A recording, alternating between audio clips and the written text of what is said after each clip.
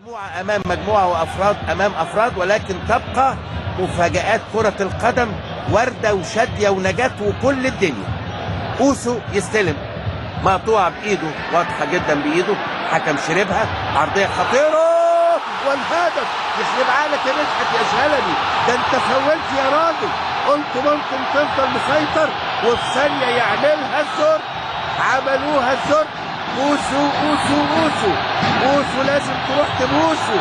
حلوة حلوة حلوة حلوة، أوسو عملها جميلة جميلة جميلة، براسه ضربت وغيرت اتجاهها وراحت في المرمى، خادعة تماما لأحمد عادل عبد المنعم لتشتعل المدرجات. الكورة كده، الكورة كده، تلعب زي ما تلعب، المهم هتحط في شبكة مين يا حبيبي. ادي من ناحيه الشمال ماندو، ادي ماندو، لكن طبعا انا قلت شربها الحكم، هو سندها بايده ماشي. الكرة فيها كل حاجه، وبشماله عرضيه، هوبا هوبا هوبا، حلوه حلوه حلوه، ريحها الاوسو، لكن اوسو وزقها حطها بشماله، روعه روعه روعه روعه روعه. هلا بدأ انتو صامويل والهدف الثاني.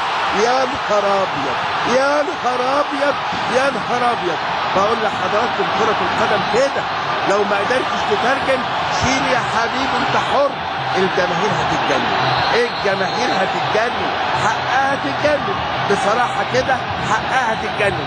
النادي الاهلي مسك وسيطر على عيني، لكن الكرة فين يا جوزيه؟ الكرة ما دخلتش المرمى.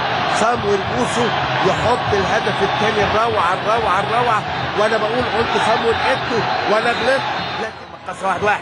وادي ابو تريك خطيره والهدف. حلوة حلوة حلوة، مالك الحركات بركات، فوقه. ده طبعا اشارة جوزيه. بركات مالك الحركات ينزل ويحطها.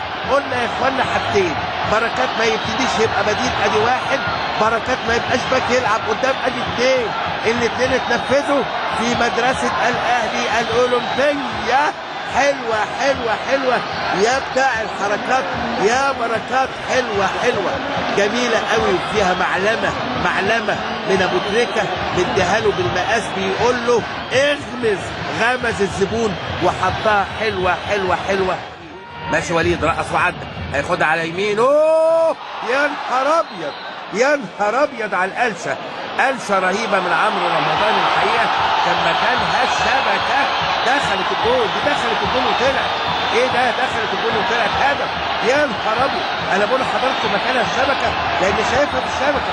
احمد بدري بيتكلم مع ياسر عبد الرؤوف والمساعد، هنشوف، عيدها لنا الله يخليك. المساعد هناك طبعا سامح. ايوه كده، بعد ايه؟ ادي العرضيه، خلي بالك.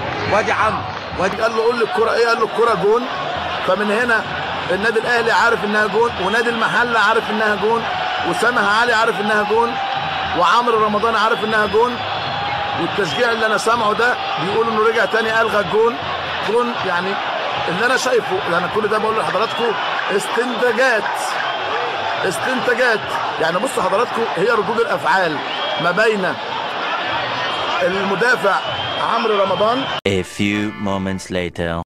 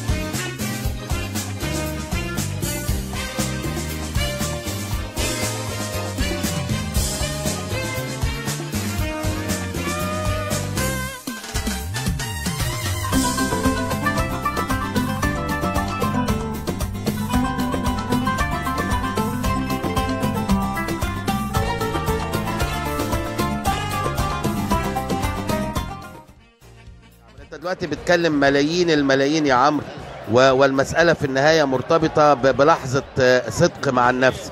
انت رأيك ايه في الكورة يا عم؟ دي الشهاده قدام ربنا مالهاش دعوه باي حاجه. نعم. انا كان جنبي يعني وانا بلعب الكوره انا جنبي للجون، فبلعب الكوره جت في قصبه رجلي.